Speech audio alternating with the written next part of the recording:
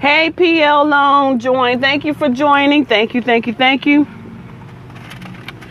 is Dr. Savage, and I just took a break to have some lunch, but I wanted to share some tips with you about beginning with the end in mind. You know, I'm a sponge, right? I'm always absorbing information and want to share with my audience. So I am having my jump party. As many of you know, I am taking that leap of faith, and I'm jumping on August 12th. So I decided that I'm going to share all my great tips with all of you and how to make these things happen for yourself.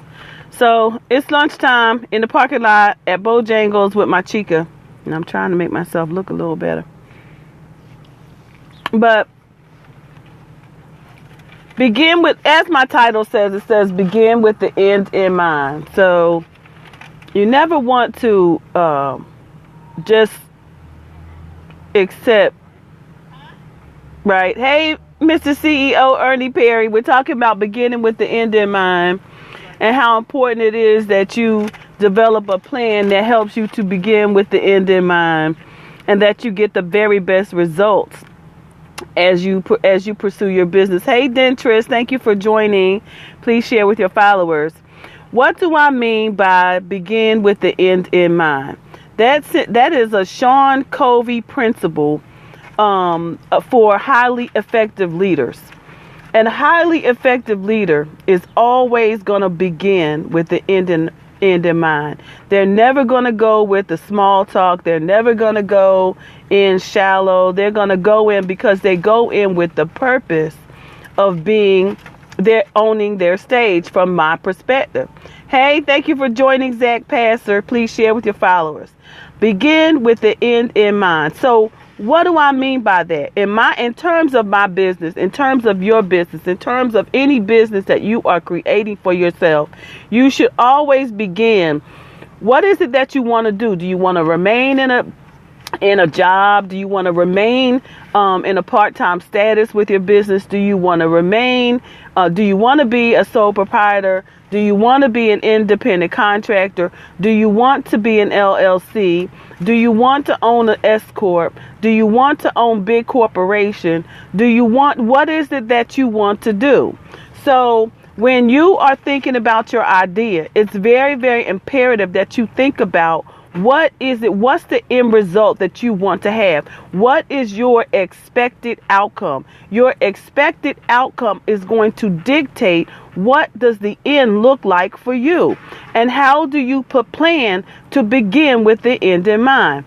As for me, my plan has always been to own big business, to work for myself. My jump party is going to be August 12th, and I'm teaching people how to prepare to have that big jump party, right? So not just that, but how to build big business.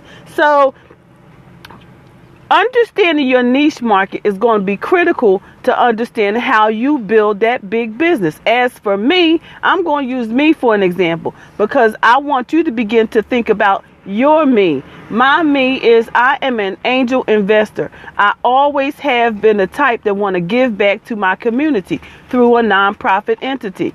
So because of that, I cater to those individuals who want to inevitably be in a position to give back to their community in a way that is monetary, where they can give back to smaller companies, that they can gain the wealth and then give back to smaller companies or provide seed grant or provide crowdfunding. I am that girl when you talk about what is it that you want. I'm beginning with the end in mind. So I want to teach those individuals and I cater to those individuals who inevitably want to be in a position of philanthropy, who want to be able to give away some money to their community.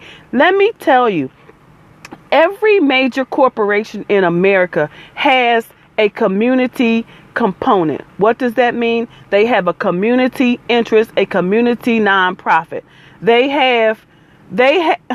I'm sorry, my directions came into play. I told you I'd stop to have some lunch. But anyway,